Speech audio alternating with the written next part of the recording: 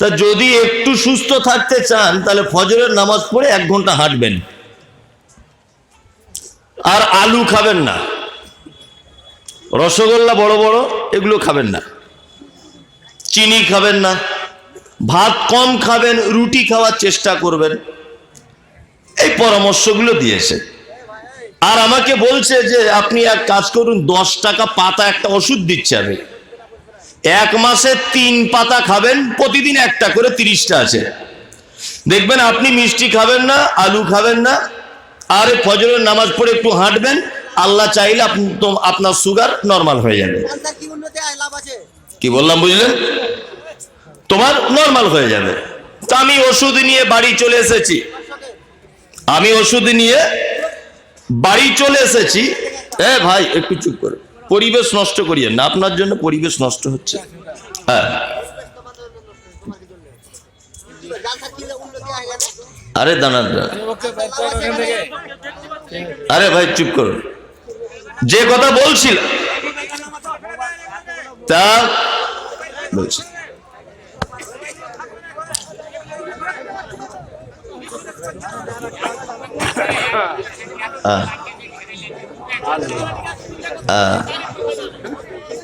এরকম ডিস্টার্ব করিয়ে না, আর 1-1.5 ঘন্টার ব্যাপার। আমি তাহলে দাঁড়িয়ে দাঁড়িয়ে বলি, দাঁড়িয়ে বলবো? হ্যাঁ, বসেই বলি। তাহলে আপনারা একটু মেহরবানি করে ধৈর্য ধরে এদিক ওদিক করে কাটিয়ে নেন। হ্যাঁ, কি করব এখন? ওরা যদি ফের ওঠে আবার নতুন করে ডিস্টার্ব হবে। কি বললাম বুঝলেন? ওই জন্য আমি চাইছি না, কেন ওরা আবার উঠবে, ঠিক করবে, আবার 10 মিনিট লস হবে। আর যাই না, একটু চুপ করে যাও।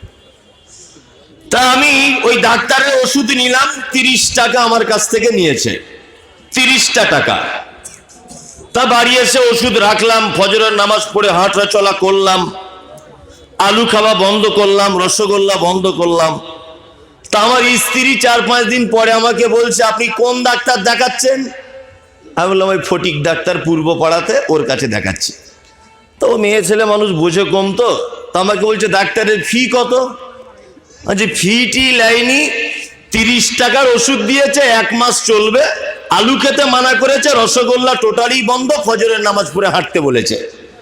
তা আমার স্ত্রী আমাকে বলছো, ডাক্তার না ঘোড়ার ডিম, তোমাকে আরো মেরে ফেলবে, তাড়াতাড়ি ডাক্তার চেঞ্জ করো। তাই বললাম, তাহলে যাবো কার কাছে? বলছে হরিশ্চন্দ্রপুরে শ্যামল ব্যানার্জি বসে, 800 টাকা ফি, শ্যামল ব্যানার্জির কাছে যাব। শ্যামল ব্যানার্জির কাছে গেলাম, শ্যামল ব্যানার্জি 800 টাকা ফি দিয়ে ডাক্তার দেখাচ্ছি। শ্যামল বাবু আমাকে বলছে, আগে কোন ডাক্তার দেখাতেন? এগুলো আমাদের গ্রামের ফটিক ভাইকে দেখাতাম। তো বলছে, কি ওষুধ দিয়েছে দেখি? তো ওষুধটা হাতে করে দেখে ছুঁড়ে ফেলে দিয়ে বলছো, ডাক্তার না ঘোড়ার ডিম, ও কিছু বোঝে? আর কি কি মানা করেছে কি? আচ্ছা, মানা রসগোল্লা টোটালি ধারে পাশে যাওয়া মানা, আলু খাওয়া মানা, চিনি মানা, আর ফজরের নামাজের পরে 1 ঘন্টা করে হাঁটতে বলেছে। তখন শ্যামল ব্যানার্জি আমাকে পরামর্শ দিচ্ছেন, মমতাজুল সাহেব, আপনি ভগবানের আশীর্বাদে মাসে 2 বার আপনি আমার কাছে আসবেন, আর আমি ওষুধ দিয়ে দিচ্ছি, 500 টাকা করে 2 বার 1000 টাকার ওষুধ লাগবে। আপনি রসগোল্লা যত পারবেন খান, মিষ্টি যত পারবেন সব আইটেম খান, চিনি খান, ফজরের নামাজ পড়ে ও হাঁটতে বলছে, আমি বলছি নামাজ না পড়ে ঘুমান, কোনো সমস্যা নেই, তবে মাসে 2 বার আমার কাছে আসবেন। আচ্ছা বলুন, এখান থেকে হরিশ্চন্দ্রপুর যদি 2 বার যায় তাহলে ওর ফি কত? 1600। আর 1000 টাকার ঔষধ হলো কত? 2600। আর যাওয়া আসা খরচা আরো 200 টাকা, 2800, 3000 টাকা খরচা, তাই না? বাড়ি এসে যখন আমার স্ত্রীকে দেখাচ্ছি, ও তখন বলছে, এই হচ্ছে বাপের বেটা ডাক্তার, এতদিন ফটিকের কাছে ঘুরু ঘুরু কেন করছিলে? আচ্ছা, আপনাদের কাছে প্রশ্ন করতে চাইছি, এটা আমি, আপনারা বলুন, বুদ্ধিমান মানুষ, আচ্ছা অরিজিনাল আমাকে বেশি দিন বাঁচার সুযোগ বা সত্যি সুগার নামক এই রোগ থেকে নরমালে থাকার জন্য সঠিক পদ্ধতিটা কে দিয়েছে?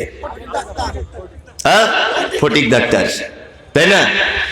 এবার আপনারা ইমানদারির সাথে বলবেন, আমরা ভালো মনে করি কোন ডাক্তারকে? শ্যামল ব্যানার্জিকে, ওর ফি বেশি, তাই না? মানে আমরা মানুষ এত বোকা, যে আমার নিজের জন্য কোনটা কল্যাণ, আমার নিজের জন্য কোনটা অকল্যাণ, এটা আমরা আজও পর্যন্ত বুঝি না। বুঝতে শিখেছি? বুঝতে শিখিনি।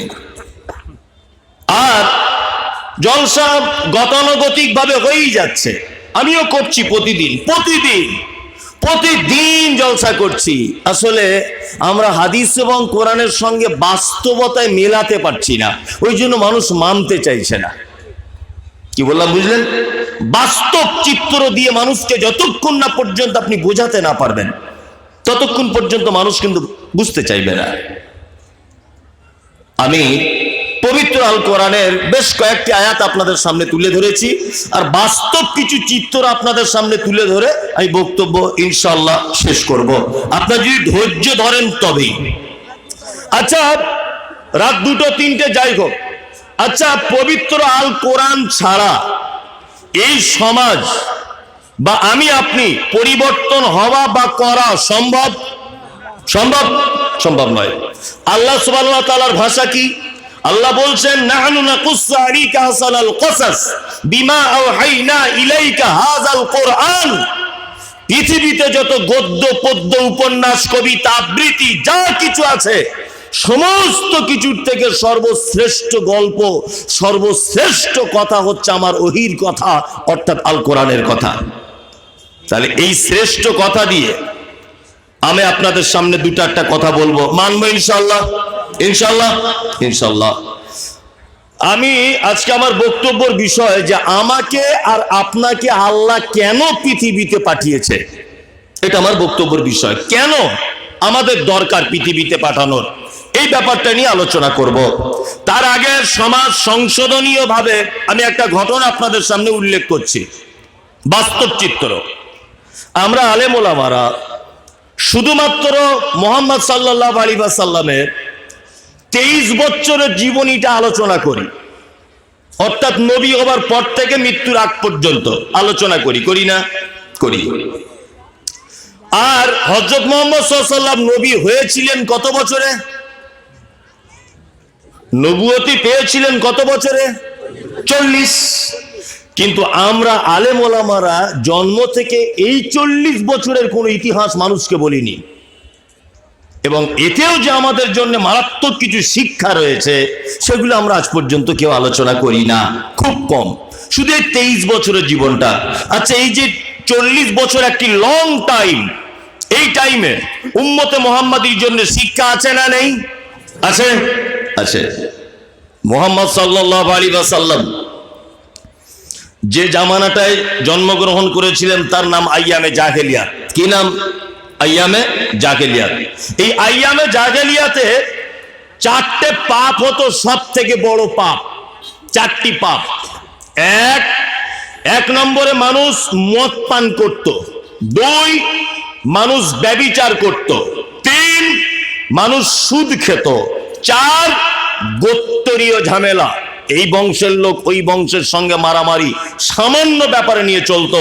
ইতিহাস স্বর্ণোজ্জ্বল অক্ষরে আজও প্রমাণ রেখে গেছে। আউস আর খাজরাত এই 2 গোত্রের মানুষ একটা উটকে পানি পান করানোকে কেন্দ্র করে 100 বছর যাবৎ যুদ্ধ করেছে। 100 বছর। এই 4টি পাপ পৃথিবীতে তখন ছেয়ে গিয়েছিল। মুহাম্মদ সাল্লাল্লাহু আলাইহি ওয়াসাল্লাম তখন নবী হননি। আর মক্কাতে চলতো লুটতরাজ, গরিবদেরকে শোষণ করত ধনী মানুষেরা, গরিবের জমি জোর করে দখল করে নিত, সুন্দরী মেয়েদেরকে রাস্তা থেকে টেনে ঘরে ঢুকিয়ে নির্যাতন চালানো হতো। রাতের অন্ধকারে বাপ তার বেটির সঙ্গে বৈধ মনে করে ব্যভিচার করত।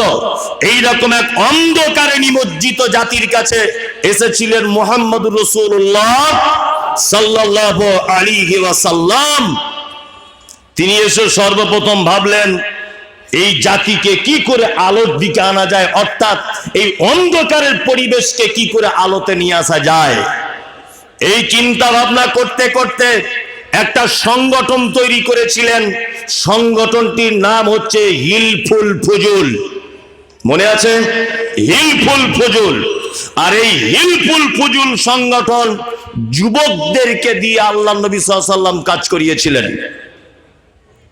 এর সমস্ত ডিপার্টমেন্টে রেখেছিলেন কাদের? যুবকদেরকে। এর মাঝখানে মোহাম্মদ সাল্লাল্লাহু আলাইহি ওয়াসাল্লাম মক্কা থেকে, হাজী সাহেব ভালো জানেন, আমিও দেখে এসেছি, কিলোমিটার মনে নেই, 5-7-8 কিলোমিটার হবে, জাবালে নূর বলে একটা পাহাড় আছে, ওই পাহাড়ের উপরে একটি গুহা, তার নাম হীরা।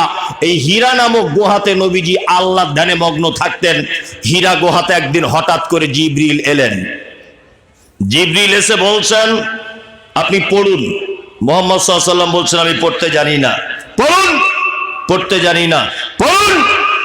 তখন আল্লাহ নবী সাল্লাল্লাহু আলাইহি ওয়াসাল্লাম বলছেন, ইকরা বিইসমি রাব্বিকাল্লাযী খালাক, খালাকাল ইনসানা মিন আলাক। 5টি আয়াত অবতীর্ণ হলো। কটি আয়াত? 5টি। এইটুকু ঘটনা থেকে আপনাকে কয়েকটা শিক্ষা দিচ্ছি, বাস্তব চিত্র। এইভাবে বাস্তবমুখী না বোঝালে আপনি বুঝতে পারবেন না। এই ঘটনাটা বলে যদি এখানে শেষ করে দিই, তাহলে আপনি কি করবেন?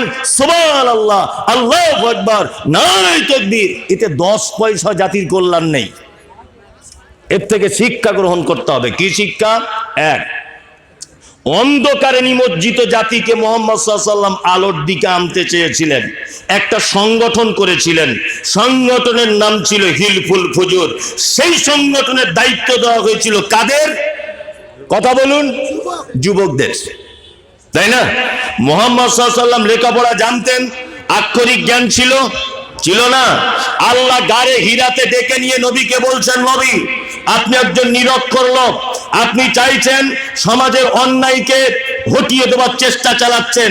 এই যে চেষ্টা চালাচ্ছেন, এটা আপনার নিজস্ব জ্ঞান দিয়ে চালাচ্ছেন। আমি আল্লাহ বলছি, নিজস্ব জ্ঞান দিয়ে সমাজ পরিবর্তন করা যাবে না। সর্বপ্রথম আপনাকে ইকরা, পড়াশুনো করতে হবে। সর্বপ্রথম পড়াশুনো করতে হবে। আপনি তো লেখাপড়া জানেন না, আপনি সমাজ পরিবর্তন করতে চাইছেন, কখনো সম্ভব নয়। সর্বপ্রথম কোরআনের আয়াত অবতীর্ণ হয়েছে, পড়ো। পড়ো মানে আল্লাহ নবীকে এটা বোঝাতে চাইছেন, নবী শিক্ষিত মানুষ ছাড়া সমাজ পরিবর্তন করা সম্ভব নয়। 2টা শ্রেণীর মানুষকে দিয়ে সমাজ পরিবর্তন করতে হবে। 1, যুবক। 2, শিক্ষিত মানুষ। সমাজে দেখুন টোটালি উল্টো। মুসলিম সমাজের এত অবনতি, এত অবক্ষয়, এত দুর্নীতি, এত বাটপারি, এত বদমাইশি, এত জেনা, ব্যভিচার, মদ পান, বেনামাজি।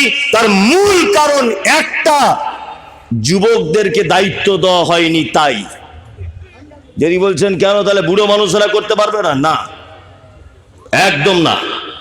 আমি হারাম ফতোয়া দিইনি, না জায়েজ ফতোয়া দিইনি। আপনি আমার কথা যদি ক্ষমতা থাকে আপনি কেটে দেন এই কথাটা লাল কালি দিয়ে, যে মমতাজুল সাহেব আপনি যেটা বলেছেন 100% ভুল।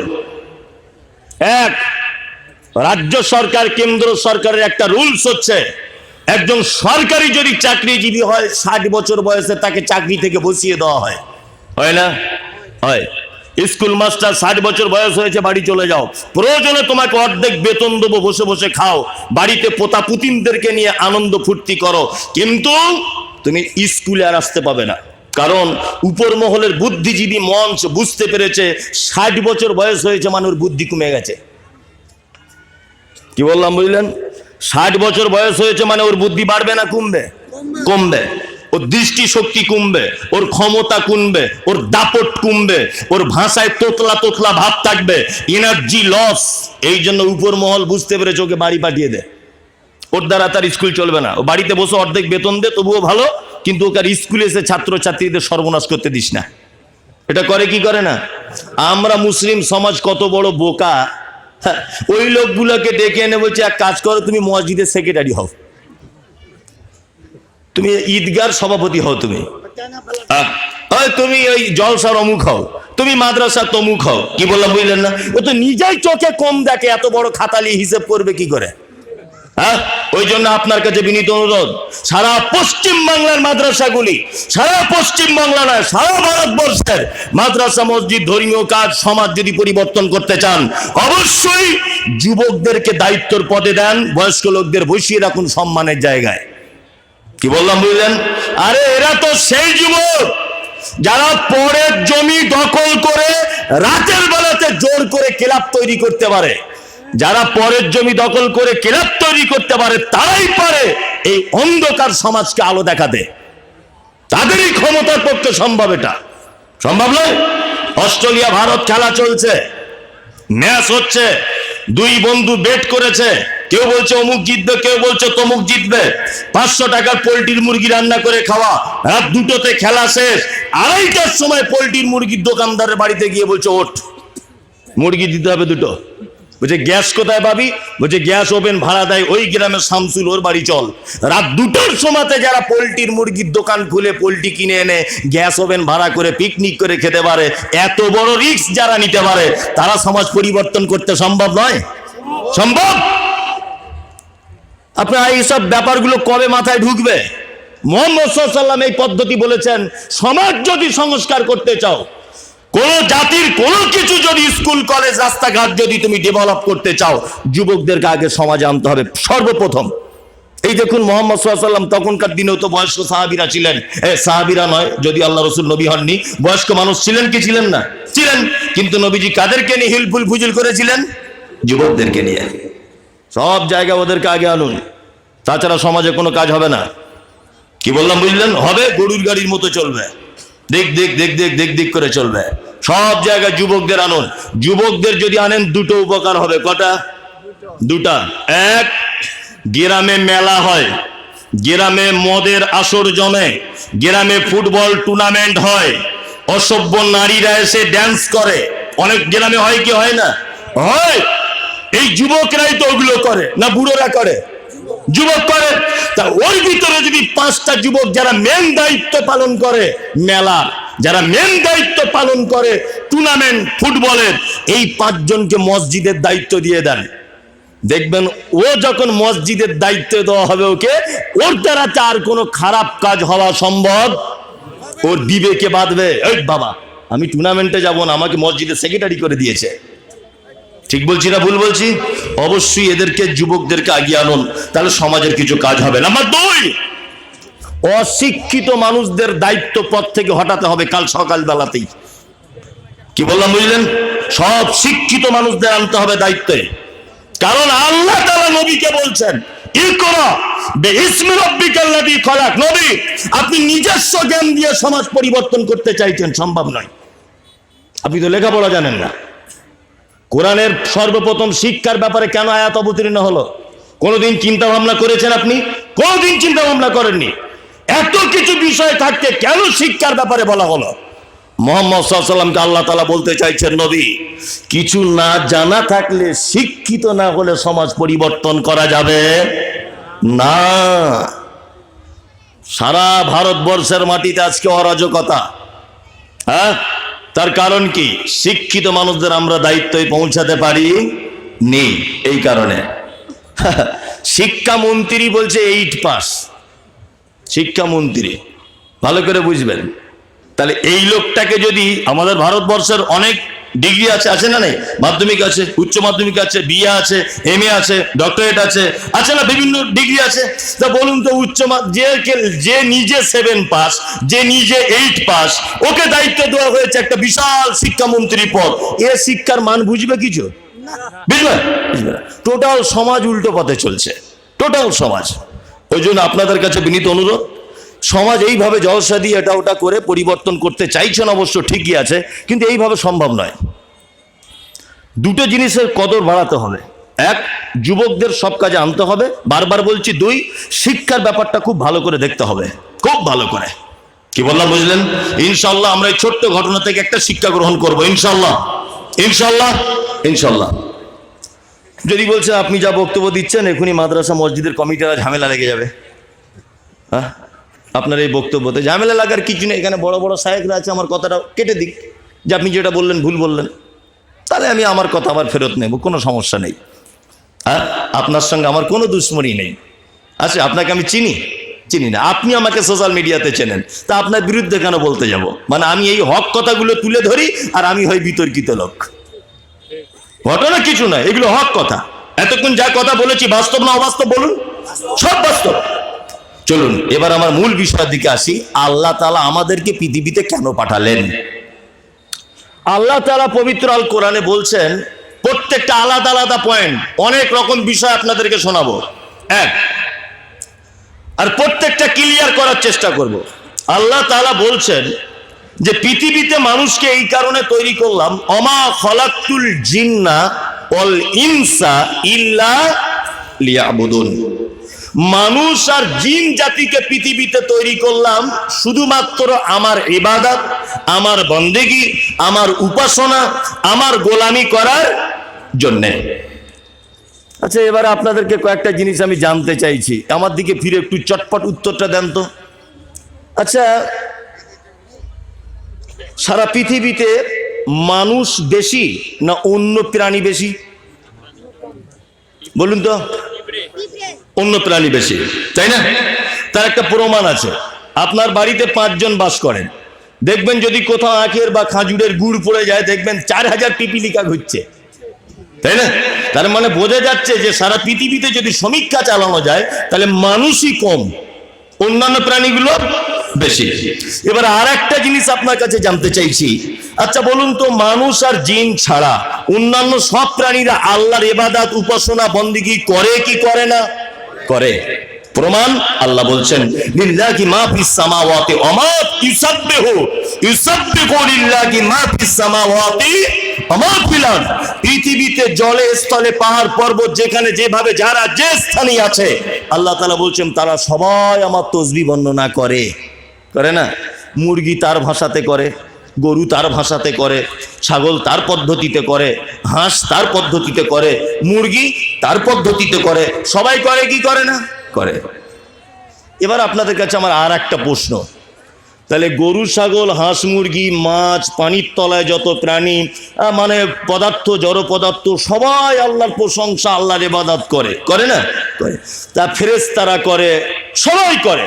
তো এত ইবাদত করেও আল্লাহ ভালো বুঝলেন না?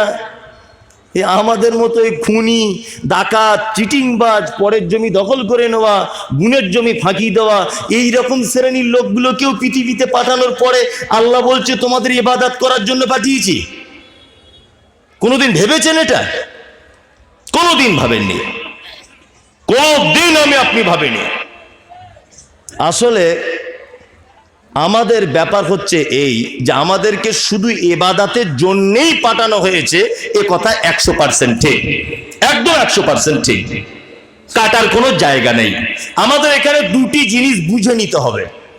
ইবাদত কাকে বলে এটা বুঝতে হবে, আর একটা জিনিস বুঝতে হবে যে একটা মানুষ বাঁচে কতদিন। বলুন তো, একটা মানুষ বাঁচে কতদিন? 70 বছর, তাই না? 60 বছর ধরেন, 70 না 60। আচ্ছা, 60 বছর বাঁচে যারা বলছেন, আপনারা একেবারে ভুল বলেছেন। কারণ 60 বছরের ভিতরে 30 বছর ঘুমায়, শুধু ঘুমায়, তাই না? তাহলে নিট বেঁচে থাকলো 30 বছর, তাই তো? এই 30 বছরে আবার জন্ম থেকে 10 বছর পর্যন্ত ন্যাংটো হয়ে বল টল খেলেছে পাড়ায়, ওখানে 10 বছর মাইনাস, তাহলে থাকলো কত? 20 বছর। আবার বুড়ো বয়সে লাঠি নিয়ে ঘুরছে, রে কে রে, এটা মুরগির বাচ্চা না হাঁসের, চিনতে পারছে না। তার মানে ওদিকে আরো 5 বছর মাইনাস, থাকলে কত? 15 বছর। এই 15 বছরে ওর ডাক্তারি করা, ওর মাস্টারি করা, ওর বিয়ে করা, গোসল করা, কুটুম বাড়ি যাওয়া, মোটরসাইকেল কেনা, জমি কেনা, চাষ করা, সব কিছু এই 15 বছরে। হিসেবটা ঠিক দিচ্ছি তো? 15 বছরে। তাহলে এই 15 বছরের থেকে আবার দুনিয়াবি কাজ আরো 7.5 বছর বাদ দিয়ে দেন, অর্ধেক অর্ধেক, তাই না? আচ্ছা বলুন তো, তাহলে মানুষ টোটালে পৃথিবীতে থাকলো 7.5 বছর, তাই না? এই 7.5 বছরও নিট একটা মানুষের ফল, তাই তো?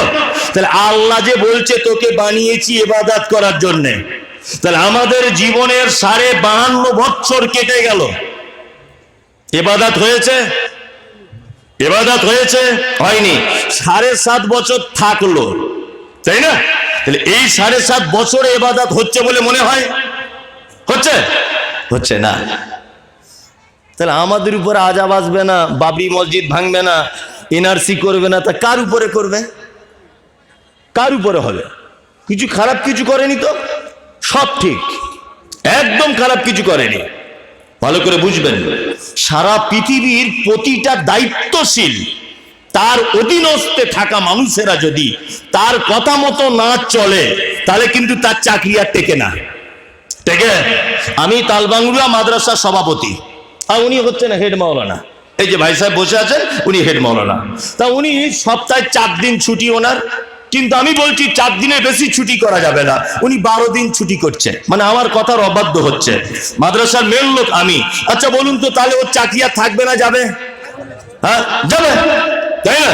তার মানে বোঝা যায় যে মালিকের কথা মতো না চললে চাকরি টেকানো যায় না। তা আমাদের মালিক কে? জোরে বলুন একবার, আল্লাহ। তাহলে মালিক আমাদেরকে ডিউটি দিয়েছে যে তোমাকে পৃথিবীতে পাঠিয়েছি, তুমি শুধু আমার গোলামি করবে, আমার দায়িত্ব পালন করবে, নামাজ পড়বে, রোজা করবে, হজ করবে, যাকাত করবে, এক কথায় 24 ঘন্টা তুমি আমার ইবাদতের ভিতরে থাকবে। তাহলে আমরা 60 বছরের 52 বছর এমনিতে কাটিয়ে দিলাম, থাকলো 7.5 বছর। বলুন তো মালিকের কাছে সম্মান পাওয়া যাবে না বেইজ্জতি হতে হবে? তো হচ্ছিও তাই, হচ্ছি তো তাই, হচ্ছি তাই না? তাই আশ্চর্য ব্যাপার, হচ্ছে আমার তাই। ব্যাপারটা মিলে গেল, মিলে গেল। এবার আমাদেরকে বুঝতে হবে যে 52 বছর যে হেলায় খেলায় কেটে গেল, মৌলভী সাহেব তাহলে এতে আর ইবাদতের কোনো সুযোগ নেই? আছে। আপনি ব্যাপারটা বোঝেন না তাই। এক, পানি কোন হাতে পান করতে হয়? ডান হাতে। আচ্ছা, বসে পান করতে হয়, 3 নিঃশ্বাসে পান করতে হয়, দেখে পান করতে হয়, বিসমিল্লাহ বলে পান করতে হয়, ডান হাতে পান করতে হয়, পান করা হয়ে গেলে আলহামদুলিল্লাহ বলতে হয়। আচ্ছা বলুন, আপনি যদি এই 6টা পদ্ধতিতে 1 গ্লাস পানি যদি পান করেন, এই পদ্ধতিটা কার? বলছে আল্লাহ। কার? মুহাম্মদ সাল্লাল্লাহু আলাইহি ওয়াসাল্লামের। 1 গ্লাস পানি যদি মুহাম্মদ সাল্লাল্লাহু আলাইহি ওয়াসাল্লামের পদ্ধতিতে যদি আপনি পান করেন, বলুন তো এটা ইবাদত হবে কি হবে না? হবে। আপনি বলছেন 30 বছর ঘুমিয়েছেন, না, 30 বছর ঘুম আপনার ইবাদত হয়ে যাবে। এক, যখন এশার নামাজ পড়ে ঘুমিয়ে যাবেন, মোবাইল দেখা বাদ, কার্টুন দেখা বাদ, সিরিয়াল বাদ, হাদিস যে তুমি এশার সালাত আদায় করে ঘুমিয়ে যাও। যখন ঘুমাবেন ডান করোটে ঘুমাবেন, আল্লাহুম্মা বিইসমিকা আমুতু ওয়া আহইয়া, এই দোয়াটা বলবেন। নাম্বার 3, যদি মনে করেন যে রাতের বেলা আমার সম্পদ কেউ চুরি করে নিতে পারে, বাইরে আমার সাইকেল আছে, কেউ এটা চুরি করে নিতে পারে, বা আমার ঘরে মুরগি টুরগি আছে, চোর এসে চুরি করতে পারে, এক কথায় আপনি আপনার মাল চুরি হয়ে যাবার বা ক্ষতি হয়ে যাবার যদি ভয় করেন, তাহলে রাসূলুল্লাহ হাদিস, তুমি আয়াতুল কুরসি অর্থাৎ আল্লাহু লা ইলাহা ইল্লা হুয়াল হাইয়ুল কাইয়্যুম লা তাখুযুহু সিনাতুন ওয়ালা নাওম, এই দোয়াটা তুমি পড়ে নাও। তাহলে তোমার মাল আর কোনো চোর বা কোনো দুষ্কৃতী ক্ষতি করতে পারবে না। তুমি যদি মনে করো যে রাতে আমার খুব ভয় লাগে, মাঝে সাঝে চমকে উঠি, এক কাজ করো, বাম দিকে ফিরে যখন থাকবে করোট পরিবর্তন করবে ঘুমের ঘরে, আর বাম দিকে 3 বার থু থু থু, খারাপ স্বপ্ন দেখলে এটা করবে। চলুন নাম্বার 4, শোয়ার সময়তে মুআব্বিজাতাইন, কুল হুয়াল্লাহু আহাদ, কুল আউযু বিরাব্বিন নাস, কুল ইয়া আইয়ুহাল কাফিরুন, কুল ইয়া আইয়ুহাল কাফিরুন, কুল আউযু বিরাব্বিল ফালাক, এই 4টে কুল পড়ে আপনার হাতে ফুঁক দেন, দিয়ে সারা শরীরে বোলান, বুলি আপনি ঘুমিয়ে যান। ঘুম থেকে যখন উঠবেন সর্বপ্রথম এই দোয়াটা বলবেন, আলহামদুলিল্লাহিল্লাযী আহইয়ানা বা'দা মা আমাতানা ওয়া ইলাইহিন নুশুর। এই দোয়াটা বলার পরে কোনো পাত্রে হাত দিতে যাবেন না, কোনো খাবার খেতে যাবেন না। হাদিস হচ্ছে এই হাত দুটোকে সর্বপ্রথম উঠে কবজি পর্যন্ত ধুয়ে নাও। ভালো করে বুঝবেন। তাহলে এই যে পদ্ধতিটা ঘুমে যাওয়া আর ঘুম থেকে ওঠা পর্যন্ত বলে দিলাম, কোন মানুষ যদি এই পদ্ধতি অবলম্বন করে 30টা বছর যদি ঘুমাতে পারে, আমি মুমতাজুল ইসলাম বলছি, তোমার 30 বছর ঘুমানোটা ইবাদত। তুমি বুঝতে ভুল করেছো। তুমি এটা ভেবেছো যে মসজিদে যাবা, মাদ্রাসায় যাবা, দান করা, কলেমা পড়া, হজ করা, এইগুলোই মনে হয় ইবাদত। না। ঈদের দিনে প্যান্ট কিনেছেন, পরবেন, দর্জির কাছে কাপড় কাটতে দিয়েছেন, আপনি বলুন যে দর্জি ভাই আমার কাপড়টা একটু গাঁঠের 4 আঙুল উপরে কাটুন। দর্জি যখন আপনাকে জিজ্ঞাসা করবে কেন, এটা তো সেকালের লোকে করে, তখন আপনি বলুন গাঁঠের উপরে কাপড় পরতে বলেছেন মুহাম্মদুর রাসূলুল্লাহ সাল্লাল্লাহু আলাইহি ওয়াসাল্লাম, এই কারণে আমি গাঁঠের উপরে পড়ি। আপনার উদ্দেশ্য যদি হয় মুহাম্মদ সাল্লাল্লাহু আলাইহি ওয়াসাল্লাম গাঁঠের উপরে পড়েছিলেন বলে আমিও পড়বো, অবশ্যই ওটা আপনার ইবাদত। কি বললাম বুঝলেন? হ্যাঁ, ইবাদত বুঝে গেলেন। তাহলে শুধু ইবাদত যদি করার জন্য আমাদেরকে পৃথিবীতে পাঠায়, তাহলে আমরা বাকি কাজগুলো করব কি? আর ইবাদত নিয়ে বা আল্লাহর কোনো লাভ হয়? আচ্ছা, কোন মানুষ যদি নামাজ পড়ে আল্লাহর কোনো উপকার হয়? কোন মানুষ যদি নামাজ না পড়ে আল্লাহর কোনো ক্ষতি হয় না। তো শুধু ইবাদত করে কি করবে? ব্যাপার ওটা নয়। ইবাদত করার জন্য পাঠানো হয়েছে, আর দ্বিতীয় আর একটা উদ্দেশ্য আছে। উদ্দেশ্য কি? আল্লাহ বলছেন লিয়াবলুয়াকুম আইয়ুক, আল্লাহ তাআলা বলছেন যে আমি তোমাদেরকে পাঠিয়েছি এই কারণে লিইয়ুযহিরাহু আলাদ-দীনি কুল্লি, এই পৃথিবীতে আমার দ্বীন প্রতিষ্ঠা করতে হবে তোমাদের, এই কারণে তোমাদেরকে পাঠিয়েছি। আচ্ছা, বর্তমান 2023 সালে ইসলাম প্রতিষ্ঠা করা ভারতবর্ষের মাটিতে বা পশ্চিম বাংলার মাটিতে এটা সহজ না কঠিন? কঠিন, কঠিন, কঠিন। ডান দিকে চলা সুন্নত না বাম দিকে চলা সুন্নত? রাস্তায় ডান দিকে, তাই না? সুন্নত। আপনি যদি এখন ডান দিকে মোটরসাইকেলটা চালান, বলুন তো অ্যাক্সিডেন্ট হওয়া সম্ভব না আছে না? অ্যাক্সিডেন্ট হবেই, কোনটা হবেই, তাই না? আর অ্যাক্সিডেন্ট যদি আপনি হয়েই যান, কোনো ক্ষতিপূরণ পাবেন? পাবেন না। তাহলে এই হাদিসটা ডান দিকে চলার হাদিস ভারতবর্ষের মাটিতে, এই হাদিসের উপরে আমল করা সম্ভব না অসম্ভব? সুদ এটা হারাম না হালাল? হারাম, মারাত্মক হারাম। কিন্তু সরকার এমন একটা পদ্ধতি করেছে যে সুদ আপনি না খেলেও সুদের 1-2 টাকা আপনার পকেটে ঢুকিয়ে দেবে। ব্যাংকিং সিস্টেম আছে না নেই? তাহলে এইটা থেকে বাঁচা সহজ না কঠিন? কঠিন, তাই তো? এবার আপনাকে আর একটা কথা বলছি। আচ্ছা বলুন তো, কেউ যদি দাড়ি রাখে, কেউ যদি দাড়ি রাখে, তাহলে এই ভারতবর্ষের মাটিতে সে থাকতে পাবে কি পাবে না? পাবে। কেউ যদি দাড়ি রাখে তার কোনো সমস্যা আছে না নেই? নাই।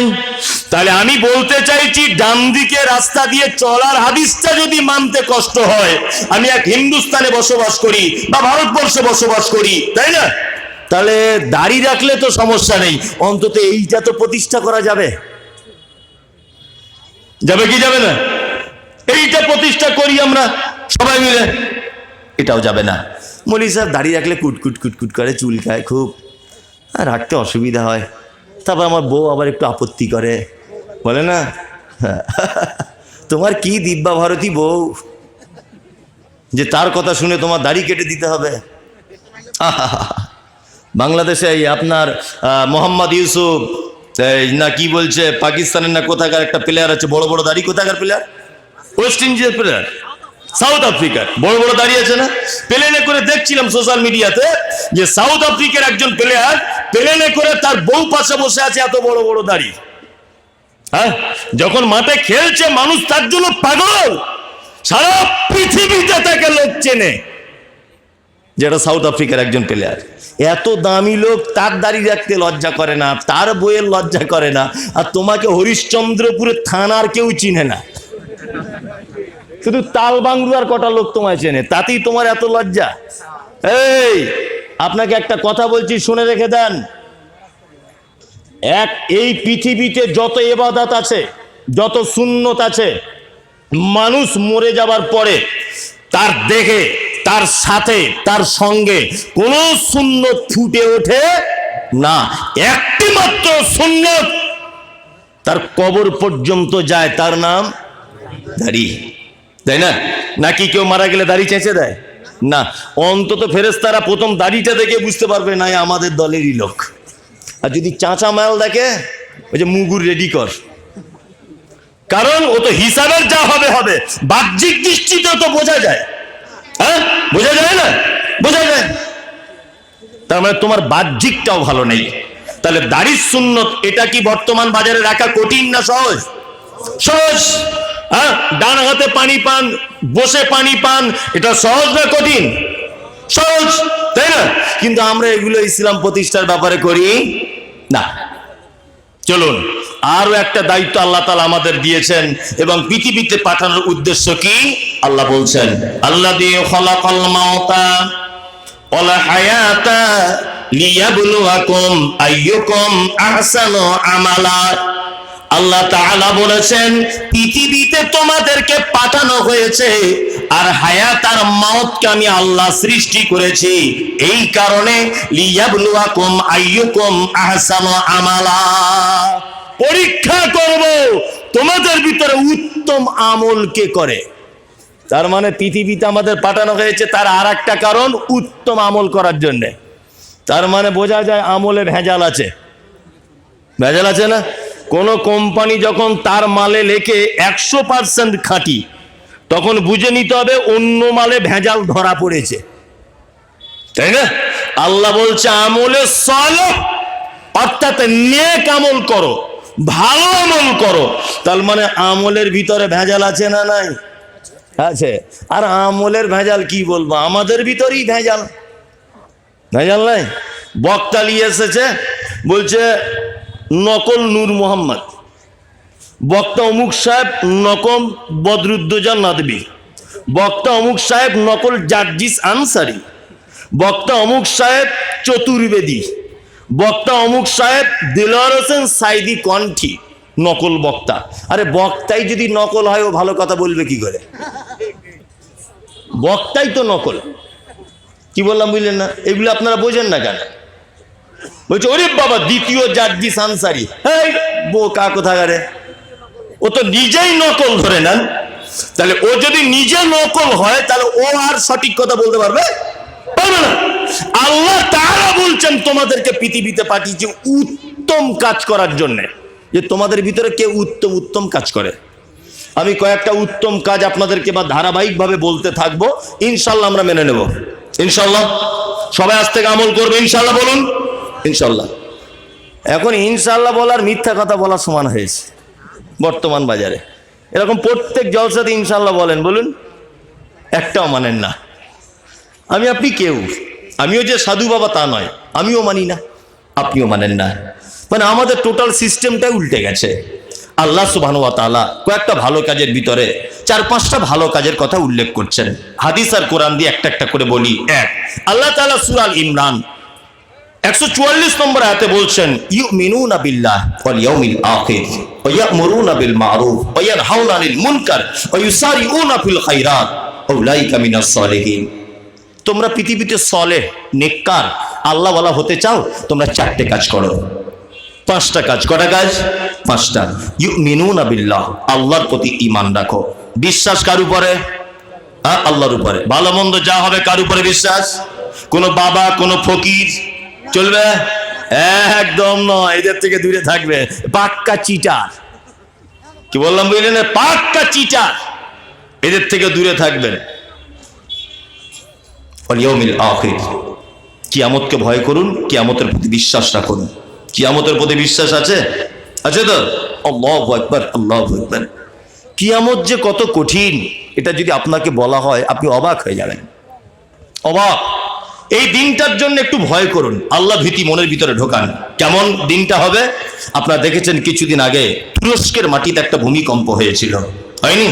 অজস্র মানুষ মারা গেছে, অজস্র মানুষ। বিজ্ঞানীরা একটা মতামত পেশ করেছে যে মাটি থেকে 8,000 ফুট নিচে মূল ভূমিকম্পটার উৎপত্তি। মাটি থেকে কত হাজার ফুট? 8,000 ফুট। তার ফলে পৃথিবীর জমিনগুলো থরথর থরথর করে কাঁপতে কাঁপতে কাঁপতে কাঁপতে ভেঙে তছনছ হয়ে গেল। কত মানুষ ধ্বংসের স্তূপে পড়ে মারা গেল, না পানি পান করে, না খেতে পেয়ে। কত গৃহপালিত পশু মারা গেল, দেখেছেন সোশ্যাল মিডিয়াতে, তাই না? এটা তো পৃথিবীর ভূমিকম্প। আল্লাহ তাআলার ভূমিকম্প কেমন? আল্লাহ বলছেন কিয়ামতের দিনের ভূমিকম্প বলতে গিয়ে, ইজা জুলজিলাতিল আরযু জিলজালাহা ওয়া আখরাজাতিল আরযু আসকালাহা। আল্লাহ তাআলা বলছেন কিয়ামতের দিনের ভূমিকম্প নিশ্চিত কঠিন ভূমিকম্প। সেই ভূমিকম্পটা হবে ওয়া আখরাজাতিল আরযু আসকালাহা, মাটির তলায় থাকা সম্পদগুলোকে উপরে তুলে দেওয়া হবে। ঢালাই মেশিনে দেখেছেন মশলা মাখে, বালি সিমেন্ট একসঙ্গে দেওয়া হয়, উপরের মাল নিচে, নিচের মাল উপরে। আল্লাহ তাআলা বলছেন কিয়ামতের দিনের ভূমিকম্প ওয়া আখরাজাতিল আরযু আসকালাহা, মাটির তলায় থাকা ভারী ভারী সম্পদগুলোকে উপরের দিকে তুলে দেওয়া হবে।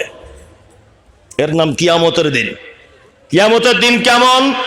আল্লাহ তাআলা বলছেন, ইয়া আইয়ুহান নাসু তাকু রাব্বাকুম ইন্না জালজালাতাস সাআতি শাইউন আযীম। মানুষ, তুমি তোমার রবকে ভয় করো, নিশ্চয়ই কিয়ামতের দিবসের ভয়াবহতা বড় কঠিন। কত কঠিন? আল্লাহ তাআলা বলেন, ইয়াউমা তারাউনাহা তাযহালু কুল্লু মুরজিআতিন আম্মা আরজাত ওয়াতাযাউ কুল্লু যাতি হামলিন হামলাহা ওয়া তারান নাসা সুকারা ওয়া মা হুম বিসুকারা ওয়ালাকিন্না আযাবাল্লাহি শাদীদ। কিয়ামতের দিবসের ভূমিকম্প দেখুন আর ভয়াবহতা দেখুন। এই যে লোকটা আমার পাশে বসে আছে, এর নাম সেলিম। আপনাদের এই দিকে আশাপুরে বাড়ি, বন্ধু মানুষ, বড় ভাই সেলিম। একে যদি আমি এখান থেকে একটা ঘুষি মারি এইখান থেকে, আর আমার ঘুষির ওজনটা যদি 50 ডিগ্রি পর্যন্ত যদি সীমাবদ্ধ হয়, তাহলে এ বেঁচে যাবে। এ কি হবে? বেঁচে যাবে। কি বললাম বুঝলেন? আর আমি যদি এই ঘুষিটা একটা মেয়ে ছেলের বুকে যদি মারি বা তার পিঠে যদি মারি, আর ঘুষির ওজন যদি 56 ডিগ্রি পর্যন্ত পৌঁছে যায়, তবুও কিন্তু ওই মেয়েটা বেঁচে যাবে, মরবে না। পুরুষ 50 ডিগ্রি পর্যন্ত ক্ষমতা সহ্য করতে পারে, পুরুষের থেকে মহিলা 6 ডিগ্রি বেশি ক্ষমতাবান, বেশি সহ্যশীল নারী, তাই না? আল্লাহ নবী সাল্লাল্লাহু আলাইহি ওয়াসাল্লামের আল্লাহ তাআলা বলছেন কিয়ামতের দিনে নারী। বৈজ্ঞানিক একটা তথ্য একটা মাঝখানে দিয়ে দিই, একটা কথা, পুরুষ মানুষ 50 ডিগ্রি ক্ষমতা সহ্য করতে পারে। বৈজ্ঞানিক পদ্ধতি হচ্ছে এই, বা তথ্য হচ্ছে এই, যে মেয়েদের বাচ্চা হওয়ার যে কষ্টটা, এটা 56 ডিগ্রি। এই 56 ডিগ্রি কষ্ট যদি কোনো পুরুষ মানুষের হতো, অর্থাৎ বাচ্চা যদি পুরুষের হতো, বা এই সমপরিমাণ কষ্ট যদি পুরুষের হতো, তাহলে পুরুষ 3 থেকে 5 মিনিটের ভিতরে মারা যেত, বাঁচত না। মেয়েদের বাচ্চা হওয়ার যে কষ্টটা, এটা যদি কোনো পুরুষের উপরে চলে আসে, পুরুষ বাঁচবে না, কিন্তু মহিলা টিকে যাবে। আল্লাহ তাআলার ভাষা শুনুন, কিয়ামতের দিনের ভাষা। ইয়াউমা তারাউনাহা তাযহালু কুল্লু মুরজিআতিন আম্মা আরজাআত ওয়া তাযাউ কুল্লু যাতি হামলিন হামলাহা ওয়া তারান নাসা সুকারা ওয়া মা হুম বিসুকারা ওয়ালাকিন্না আযাবাল্লাহি শাদীদ। গর্ভবতী মা, তার তলার দিক দিয়ে বাচ্চা পড়ে যাবে, এত কষ্ট বাচ্চা হওয়া, মা বুঝতে পারবে না যে বাচ্চাটা আমার কোথায় গেল। এর নাম কিয়ামতের মাঠ। পৃথিবীতে সব থেকে বেশি ভালোবাসে মা তার সন্তানকে। মানুষ হোক, কুকুর, শ্রীগাল, বিড়াল, যাই হোক, মা মানেই ভালোবাসা। কিন্তু আল্লাহ তাআলা বলছেন, দুগ্ধ দানকারিণী মা সেদিন তার বাচ্চাকে দুধ পান করাতে ভুলে যাবে কিয়ামতের মাঠে। 3, মানুষগুলিকে দেখতে পাওয়া যাবে তারা সব মাতাল, মদ পান করেছে।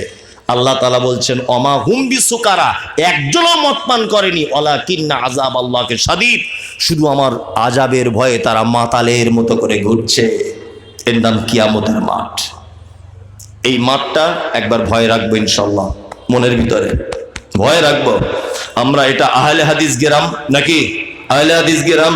এখানে পীরের ব্যাপারে বলার দরকার নেই, এখানে কে কোন দল এটা বলার দরকার নেই, এখানে ফকিরদের ব্যাপারে বলার দরকার নেই, ঠাকুরের ব্যাপারে বলার দরকার নেই। তবে আহলে হাদিস গ্রাম পীরটির এসব না বললেও চলবে, কিন্তু এখনো জমি ফাঁকি দেওয়া চিজ আছে, ওজনে কম দেওয়া আজও পর্যন্ত আছে, আছে না? হ্যাঁ, অন্যকে কি করে ঠকাতে হয় এটা জ্ঞান আছে, এটা তো অন্তত আমরা ভুলিনি তো। তাহলে এই ব্যাপারগুলো একটু একটু করে বলা দরকার আছে না নেই?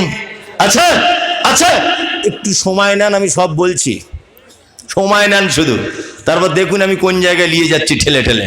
চলুন তাহলে আপনাকে বলে দিলাম, 5টা ভালো কাজের মধ্যে 2টি, 1 আল্লাহর প্রতি ঈমান, 2 আখিরাতের প্রতি ভয় বা বিশ্বাস, 3 ইয়ামুরুনা বিল মারুফ, ভালো কাজের আদেশ করবে।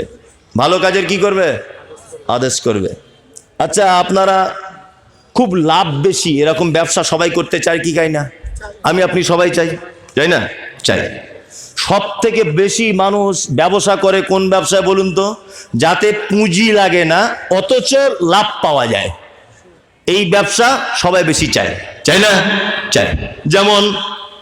যেমন ধরে নেন, একটা কথা আপনাকে বলি যে আমি একটা কোম্পানি, আমি ভাইকে বললাম যে তুমি আমার কোম্পানির কাজ করো, শুধু 5টা 7টা কাস্টমার দেখে দেবে, প্রত্যেক কাস্টমার পিছু তোমাকে আমি 500 করে দিব। এটা বিনা পুঁজির ব্যবসা। এরকম অনেক ব্যবসা আছে না নেই? হ্যাঁ, দেখবেন যারা কলের কাজ করে, যখন আপনি বাড়িতে কল বসাবেন তখন ও বলে অমুক দোকান থেকে মালটা নিবে, তার মানে ও ভিতরে মাল পাবে। এরকম সিস্টেম আছে না নেই? রাজমিস্ত্রি বলবে অমুক বিলটাসে মালটা তুলবে, বলে না, তার মানে ওখান থেকে ও পার বস্তাতে 2-1 টাকা পায়। তাই না? তার মানে এই ফ্রি ব্যবসা আমরা সবাই করতে রাজি আছি, আছি না নেই? আছি। আল্লাহ তাআলা বলছেন ইয়ামুরুনা বিল মারুফ, তোমরা ভালো কাজের আদেশ করো। আমরা ব্যবসা করব আজকে কার সাথে? আল্লাহর সাথে, তাই না? এই দেখুন, আপনি যদি একটা নামাজিকে যদি 5 বার বলে বলে বলে বলে যদি তাকে মসজিদে আনতে পারেন, আর যদি নামাজটা যদি তাকে ধরিয়ে দিতে পারেন, সেই লোকটা নামাজ পড়বে ধরে নেন 20 বছর, 20 বছর ও নামাজ পড়ে যত নেকি পাবে, যে নামাজটা বলে বলে বলে বলে ওকে ধরিয়েছে ও তত নেকি পাবে কি পাবে না? পাবে, পাবে। তার মানে আপনি ওকে একটা ভালো কাজ করে দিলেন, আল্লাহর দরবার পর্যন্ত পৌঁছানোর ভালো রাস্তা বলে দিলেন, আপনি তার বিনিময়ে নেকি একটা পাবেন, অথচ আপনার নেকি কমবে না, তাই তো? আর একটা ইয়ানহাউনা আনিল মুনকার, মন্দ কাজে নিষেধ করবে, এটাও সে সাদকায়ে জারিয়ার মতো। তুমি যদি কোনো মন্দ কাজে সহযোগিতা করো, কি বললাম বুঝলেন না? তাহলে এই মন্দ কাজকে সহযোগিতা করার কারণে কিন্তু আপনার আমলনামাতে সারা জীবন গুনাহ বইতে থাকবে। ওই জন্য আমি বারবার একটা কথা বলেছি, কিছু এলাকার বেদাতি মাদ্রাসারা তারা মাইক নিয়ে ঘুরে ঘুরে চাঁদা আদায় করে, করে না? ওগো আল্লাহ দয়াময়, দয়ারি সাগর, আল্লাহ জান্নাত দিয়ে দাও, খুব দোয়া করছে, আর গলার কণ্ঠ খুব সুন্দর, করে না? বেদাতি। হ্যাঁ, এরা কেমন বেদাতি না, ওই মাদ্রাসা থেকে মৌলভী সাহেব পাস করেই বলবে 40-এর দিন গরু জবাই করে দাও, এটা সহিহ হাদিসে আছে। ওই মাদ্রাসা থেকে পড়ে এসে বলবে ইয়া নবী সালাম আলাইকা, এটা আসল দরুদ। ওই মাদ্রাসায় পড়ে এসে বলবে হাদিস কোরআনে থাক না থাক আমাদের মাযহাবে এটা বলেছে। ওই মাদ্রাসা থেকে পড়ে এসে বলবে যত রকমের বেদাত আর যত রকমের শিরক, এইরকম কোন মাদ্রাসা যদি আপনি যদি দান করেন কোন বেদাতিকে, আর আপনার টাকায় যদি ওই মাদ্রাসার ছাত্ররা পড়াশুনো করে যদি বেদাত যদি শেখে আর ওই বেদাত যদি সমাজে চালু করে, তাহলে আপনিও বলে দিচ্ছে আমি মমতাজুল ইসলাম ওই বেদাত করার কারণে পাপের হকদার। কি বললাম বুঝলেন? ওই জন্য দানও করবেন, দেখে শুনে করবেন, সব মাদ্রাসায় করবেন না। মাথায় থাকে যেন এটা, যেখানে দেখবেন সহিহ হাদিস এবং কোরআন পড়ানো হচ্ছে, সঠিক ইসলাম সম্পর্কে বাচ্চাদেরকে ধারণা দেওয়া হচ্ছে, এই রকম জায়গায় আপনার মূল্যবান সম্পদ ব্যয় করবেন। যেখানে সেখানে আপনাকে ইনভাইট করা হলো আর উঠেই বলছেন 5000, অসম্ভব। বেদাতীদেরকে সহযোগিতা করতে হাদিসে মানা করা আছে। বেদাতি এত এত খারাপ, এত খারাপ, এত খারাপ যে মুহাম্মদ সাল্লাল্লাহু আলাইহি ওয়াসাল্লাম কাউসারের পানি থেকে তাদের বঞ্চিত করবেন। কি বলছি বুঝতে পারছেন? কাউসারের পানি, একটা লোক ব্যভিচার করেছে, একটা লোক মদ পান করে, একটা লোক নামাজ পড়েনি, একটা লোক পিতামাতার সঙ্গে অসৎ ব্যবহার করেছে, কোন সমস্যা নেই, কাউসারের পানি পেতে পারে। ওকে হাদিস কোরআনে কোথাও বলা হয়নি যে পানি থেকে বঞ্চিত করা হবে, কিন্তু মুহাম্মদ সাল্লাল্লাহু আলাইহি ওয়াসাল্লামের হাদিস থেকে এটা প্রমাণ পাওয়া যায়, যারা বেদাত করে, অর্থাৎ নবী সাল্লাল্লাহু আলাইহি ওয়াসাল্লামের পরে যারা ধর্মীয় ব্যাপার নতুন কিছু আবিষ্কার করেছে নেকির উদ্দেশ্যে, এদেরকে কাউসারের পানি থেকে বঞ্চিত করে দেওয়া হবে। নবী যাদেরকে কাউসারের পানি থেকে বঞ্চিত করবে, সেই সমস্ত প্রতিষ্ঠানে 1 টাকা দিয়ে সহযোগিতা করবেন না। কি বললাম বুঝলেন? খুব সাবধানে থাকবেন। ওয়ায়ানহাউনা আনিল মুনকার ওয়া ইউসারিউনা ফিল খায়রাত। আল্লাহ তাআলা বলছেন ভালো কাজের জন্য দৌড়ঝাঁপ করো। জলসাতে রামতে রামতে কাঠ ফুরিয়ে গেছে, জনগণ খাবে, তুমি তাড়াতাড়ি নিজে স্বতঃস্ফূর্তভাবে গিয়ে কাঠের ব্যবস্থা করো, এটা ভালো কাজ। বক্তব্য রাখতে রাখতে একটা লোক অসুস্থ হয়ে গেল, তুমি তাড়াতাড়ি করে তাকে হসপিটাল নিয়ে চলে যাও। আল্লাহ বলছেন ইউসারিউনা ফিল খায়রাত, যারা ভালো কাজের ব্যাপারে সবার আগে প্রতিযোগিতা করে, উলাইকা মিনাস সালিহিন, এরা হচ্ছে ভালো লোকদের অন্তর্ভুক্ত। কটা কাজ বললাম? 5টা। কটা? 5টা। ইনশাআল্লাহ আমরা মেনে চলবো। চলুন এবার দুটো একটা হাদিস বলি, আরো কয়েকটা কোরআনের আয়াত বলে দিই। ভালো কাজ, একটা মুসলমান আর একটা মুসলমানের উপরে হক কটা জানেন? কটা? 6টা। আর একটা হাদিসে যদি আছে 5টা, দুটোই সহিহ হাদিস, দুটোই। এক, অরাদ্দুস সালাম, আমল করবেন এগুলো। এক অপরকে দেখলে বলবেন আসসালামু আলাইকুম, ইনশাআল্লাহ সালামের প্রচলন চালু করবে ইনশাআল্লাহ। আপনার ছেলে তো শুনলাম আবার ইংলিশ মিডিয়ামে পড়ে, ও তো আবার শুনেছি ইংরাজি শিখেছে, ফটার ফটার করে ইংরাজি বলছে। চাচাকে সকালবেলা দেখি বলছে গুড মর্নিং, হ্যাঁ, সন্ধ্যাবেলা দেখালে বলছে গুড ইভিনিং, গুড আফটারনুন, বলছে না? হ্যাঁ, ভালো স্কুলে পড়ে, ওই জন্য ছেলে ভালো শিখেছে। আর ওর বাপ আবার হাতে করে ধরে রাস্তায় ঘোরে আর বলে, এই চাচাকে গুড মর্নিং বল, তো চাচাকে গুড মর্নিং বল। এই তোমার মাথাতে কি গোবর ভরা আছে? বুঝো কম? তোমার ছেলে যদি একদিনে 1,00,000 বার যদি good good good good good good good good করেই যদি যায়, ঘোড়ার ডিম 10 পয়সাও দাম নাই, আছে নাই? মোহাম্মদ সাল্লাল্লাহু আলাইহি ওয়াসাল্লাম শিখিয়েছেন কি? আসসালামু আলাইকুম। আর একটা গোপন ব্যাপার বলে দিই, গোপন। আসসালামু আলাইকুমের বাংলা মানে কি? আল্লাহ তুমি তার উপরে শান্তি বর্ষণ করো। আপনাদের এখানে স্বামী স্ত্রী সংসারে ঝগড়া অশান্তি হয় কি হয় না? হয়। এই ঝগড়ার ওষুধ আজকে বলে দিচ্ছে, আজকে থেকে কাজে লাগান, ইনশাল্লাহ কাজ হবে। এক, বাড়িতে ঢুকে আপনার বউকে বলবেন আসসালামু আলাইকুম। আমরা সবাইকে সালাম দিই, বউকে দিতে পারি না, বলছে লজ্জা লাগে। এক বালিশে মাথা দিয়ে শুতে ভালো লাগে। হ্যাঁ, দুজনা গলা ধরে গল্প করা যায়। হ্যাঁ, দুজনা বাথরুমে গোসল করা যায়, দুজনে ইয়ার্কি ঠাট্টা করা যায়, খারাপ সব কথা বলা যায়। আসসালামু আলাইকুম বলছে লজ্জা লাগে বউকে বলতে। বলছে কি বলছে না? সংসারে তোমার অশান্তি হবে না, তা আমার হবে? হ্যাঁ, আপনি আপনার স্ত্রীকে বলুন সারাদিনে 20 বার, ফতেমার মা আসসালামু আলাইকুম, কোন বাজার থেকে এসে আসসালামু আলাইকুম, ও তখন মুচকে হেসে বলবো ওয়ালাইকুম আসসালাম। বাংলা মানে কি? আল্লাহ তোমার উপরে শান্তি বর্ষণ করুক। ও আবার বলছে তোমার উপরেও করুক। তা স্বামী স্ত্রী যদি দিনে 20 বার যদি ওর শান্তি কামনা করে আর একবার যদি কবুল হয়ে যায়, তাহলে ঝগড়া মিটবে কি মিটবে না? মিটবে, শান্তি চলে আসবে। এটা একটা খুব ভালো ঔষধ, হোমিওপ্যাথির মতো, আস্তে আস্তে কাজ হবে। কি বললাম বুঝলেন না? বাড়িতে স্ত্রীকে সালাম দেবেন প্রত্যেক দিন, যতবার বাড়িতে ঢুকবেন আসসালামু আলাইকুম, ও বলবো ওয়ালাইকুম আসসালাম। অশান্তি থাকলেও দেখবেন আল্লাহর পক্ষ থেকে শান্তি চলে আসবে। খুব ভালো একটা সিস্টেম এটা, এটা আমরা বুঝি না, তাই না? সালাম, আল্লাহ তাআলা বলছেন ইয়া আইয়ুহাল্লাযীনা আমানু লা তাদখুলুল বুয়ুতা গায়রা বুয়ুতিকুম, এই তোমরা যারা এক অপরের বাড়িতে, নিজের বাড়িতে এবং অপরের বাড়িতে প্রবেশ করবে, তোমরা সালাম দিয়ে প্রবেশ করো, অনুমতি নিয়ে প্রবেশ করো। আপনার বাড়িতে আপনার বেটি আছে, বয়স তার 16 বছর, তার চেহারার পরিবর্তন হয়েছে, এক কথাতে তার যৌবন চলে এসেছে।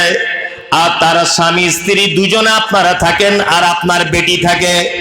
আপনি দুপুর বেলাতে বাজারে গেছেন, আপনার বেটি আর তার মা দুইজনা গোসল করে শীতের দিনে বারান্দাতে বসে চুলটা রোদ্দুরে দিয়ে শুকাচ্ছে।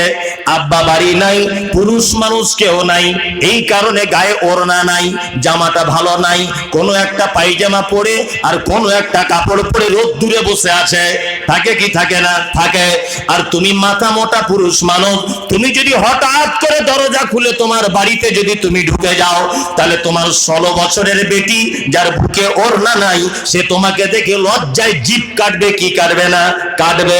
ওই জন্য আল্লাহ বলেছে তোমরা নিজের বাড়িতে যখন ঢুকবে, অপরের বাড়িতে যখন ঢুকবে, দরজায় দাঁড়িয়ে বলবে আসসালামু আলাইকুম, ও ফতেমার মা আমি বাড়ি চলে এসেছি, দরজাটা খোলো। তোমার সালাম শুনে তোমার বেটি বুঝতে পেরে যাবে আমার আব্বা আসছে, তাড়াতাড়ি করে বাড়িতে ঢুকে গিয়ে ওড়না নিয়ে আবার ফাঁকে বার হবে। সালাম না দিলে বেটি লজ্জা পাবে কি পাবে না? তোমার বোন লজ্জা পাবে কি পাবে না? পাবে। ইনশাআল্লাহ আমরা এক অপরকে সালাম দিব, ইনশাআল্লাহ। ইনশাআল্লাহ। আব্দুল সালাম ওয়ায়াদাতুল মারিজ, অসুস্থ মানুষকে দেখতে যেতে হবে। এটা একটা ফ্রি আমল, ফ্রি, একেবারেই ফ্রি। এতক্ষণ তো মৌলভী সাহেবরা রাহিনী দোয়া করছিল, আপনাকে জান্নাতে ঢোকাচ্ছিল না? হ্যাঁ, জান্নাতে ঢুকিয়ে দিচ্ছিল, 20,000 দিয়েছে, তেমন দোয়া করছে মনে হচ্ছে জান্নাতের জায়গা নাই, মানে ওকে ঠেলে ঢুকিয়ে দিচ্ছে আর কি। হ্যাঁ, খুব দোয়া দিয়েছে। তার মানে যারা টাকা দেয়নি তাদের জন্য দোয়া হয়েছে, নাম করে হয়নি। তার মানে এখানে দোয়া নিতে গেলে কিছু মাল করি লাগবে, বোঝানোর জন্য বলছি। এইখান থেকে নেকি নিতে গেলে কিছু টাকা পয়সা লাগবে, আর আপনার 1 টাকা খরচা হবে না, আপনাকে কয়েকটা নেকি বলে দিচ্ছি। ফজরের নামাজ পড়ে এদিক ওদিকে না টাইম লস করে মনে মনে ভাববেন যে পাড়ার কোন লোকটা অসুখে পড়ে আছে, তার বাড়িতে যাবেন। যদি ইচ্ছা হয় দুটো বেদানা নিয়ে যেতে পারেন, দুটো আপেল সস্তার বাজারে নিয়ে যেতে পারেন। যদি না নিয়ে যান কোনো আপত্তি নেই। গিয়ে তার মাথায় হাত দিয়ে বলুন, লা বাসা তাহুরুন ইনশাআল্লাহ, ভাই টেনশন করো না ভাই, আল্লাহ তোমাকে ভালো করে দেবে, তুমি সুস্থ হয়ে যাবে। কোন ডাক্তার দেখাচ্ছ ভাই?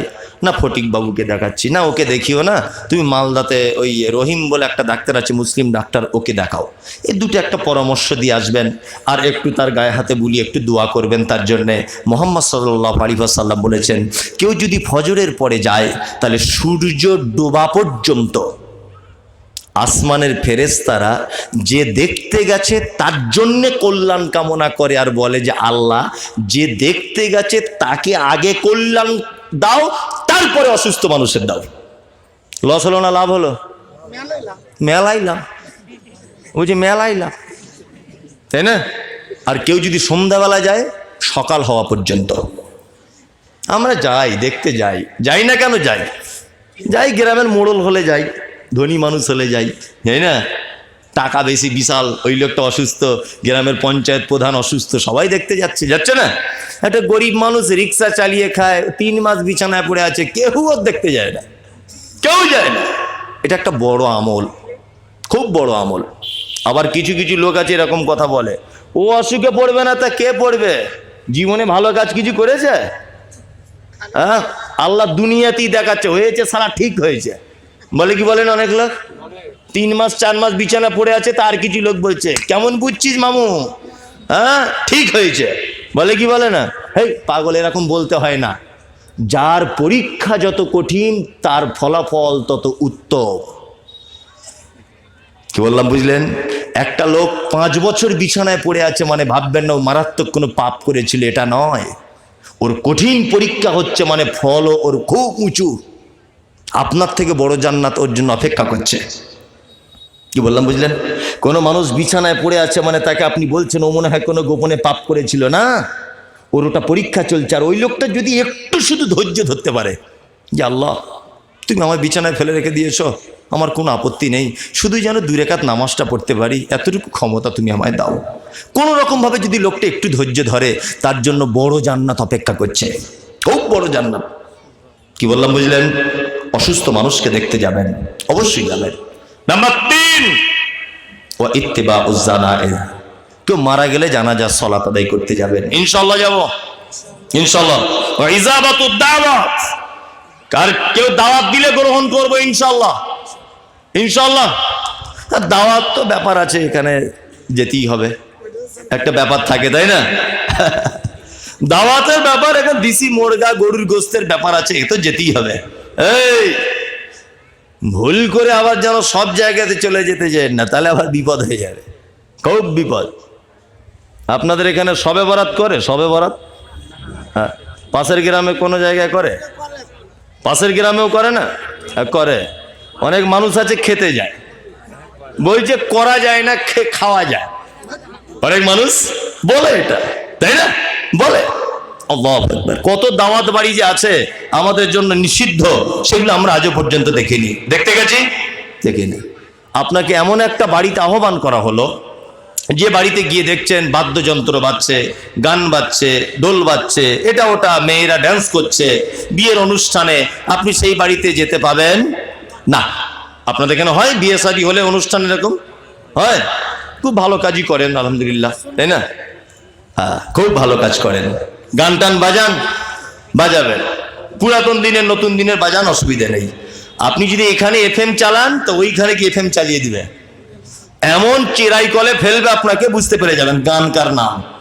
জি, যে কোনো দাওয়াত বাড়িতে আপনি যেতে পাবেন না। চলুন, ওয়াইজাবাতুদ দাওয়াতে, বৈধ দাওয়াত দিলে কবুল করবে ইনশাআল্লাহ। ওয়া তাসমিতুল আতিশ, হাঁচি হলে কি বলতে হয়? আলহামদুলিল্লাহ। ওটা যে শুনবে, ইয়ারহামুকাল্লাহ, ওটা যে শুনবে, ইয়াহদিকুমুল্লাহ ওয়াসলিহু বালাকুম। 3 পর্যায়ের উত্তর আপনাকে দিতে হবে। 5টা ভালো কাজ বলে দিলাম। 1, সালাম দিবেন। 2, অসুস্থকে দেখতে যাবেন। 3, জানাজার সালাত আদায় করবেন। 4, বৈধ দাওয়াত কবুল করবেন। 5 হাঁচি হলে উত্তর দিবেন। আল্লাহ নবী বসে আছেন, একজন দেহাতি লোক নতুন ইসলাম গ্রহণ করেছে, মাথায় চুলগুলো তার উস্কো খুস্কো, পরনে ভালো কাপড় নাই, গা দিয়ে গন্ধ বার হচ্ছে। ছেলেটা এসে আল্লাহর নবীকে বলছেন, ইয়া রাসূলুল্লাহি দুল্লানি আলা আমালিন ইযা আমিলতাহু ফাদাখালতুল জান্নাতা ক্বালা তা'বুদুল্লাহ। ছেলেটা এসে বলছেন, ইয়া রাসূলুল্লাহি আমি জান্নাতে যাব, আমাকে জান্নাতে যাবার আমল বলে দেন। 1 নম্বরে নবী বললেন তা'বুদুল্লাহ, তুমি সর্বক্ষেত্রে গোলামি করবে কার? আল্লাহর। সর্বক্ষেত্রে ইবাদত করবে কার? না আল্লাহর। ওয়ালা তুশরিক বিহি শাইআ, আর কখনোই যেন তুমি শিরিক করে দিও না। শিরিক বুঝেন তো? মারাত্মক বড় পাপ, বলেন মারাত্মক বড় পাপ, এর থেকে বড় পাপ আর কোনো পাপ নেই। এই দেখুন একটা ভয়াবহ কথা আপনাকে বলে রাখছি। আমরা শুনেছি ছোটবেলা থেকে যে কলেমা পড়লে একদিনের দিন হলেও জাহান্নাম থেকে মুক্তি পেয়ে জান্নাতে যাবে। শুনেছি কি শুনিনি? এ কথা বাস্তব। জাহান্নাম থেকে মুক্তি পেয়ে জান্নাতে যাবে কারা? তারাও কিন্তু এক শ্রেণীর ইমামদার, কিন্তু তারা কাবিরা গুনায় লিপ্ত ছিল, বুঝলেন না? কাবিরা গুনায় লিপ্ত থাকার কারণে ও জাহান্নামে থাকবে। তারপরে লা ইলাহা ইল্লাল্লাহ এইটুকু ছিল বলে ওকে আবার জাহান্নাম থেকে মুক্তি দিয়ে জান্নাতে দেওয়া হবে। পৃথিবীতে একটা পাপী আছে যে পাপীকে কখনো কোশ্চিন কালেও জাহান্নাম থেকে মুক্তি দেওয়া হবে না। কে সে? যে শিরিক করা অবস্থাতে মারা গেছে, বুঝলেন? মাজারে সেজদা দিতে দিতেই সারা জীবন কেটে গেছে, বুঝলেন না? হুজুরের পায়ে তেল দিতে দিতেই সারা জীবন কেটে গেছে। অমুক বাবা তমুক বাবা, অমুক জায়গায় তমুক জায়গায়, এইসব করতে করতেই তার টাইম পার। এইরকম কোন লোক যদি মারা যায় তাহলে তার চিরস্থায়ী জাহান্নামে তার ঠিকানা। কি বললাম বুঝলেন? আর এরকম কোন মানুষের জন্য দোয়া করাও হারাম, চলবে না। কারণ আল্লাহ তাআলা বলছেন, মা কানা লিল নাবিয়্যি ওয়াল্লাযীনা আমানু আন ইস্তাগফিরু লিল মুশরিকিন। কোন নবী এবং ঈমানদারদের জন্য এটা উচিত নয় যে মুশরিকদের জন্য ক্ষমা প্রার্থনা করবে। কি বললাম বুঝলেন? তার মানে কোন মাজার পূজারী যদি মারা যায় তার জন্য ক্ষমা প্রার্থনাও পর্যন্ত করা যাবে না। কি বলছি বুঝতে পারছেন? এরা এত নিকৃষ্ট, এরা কত নিকৃষ্ট পাপী জানেন? আপনাকে দেখায় আল্লাহর দরবারে কত নিকৃষ্ট এরা। আপনার স্ত্রী খুব সুন্দরী,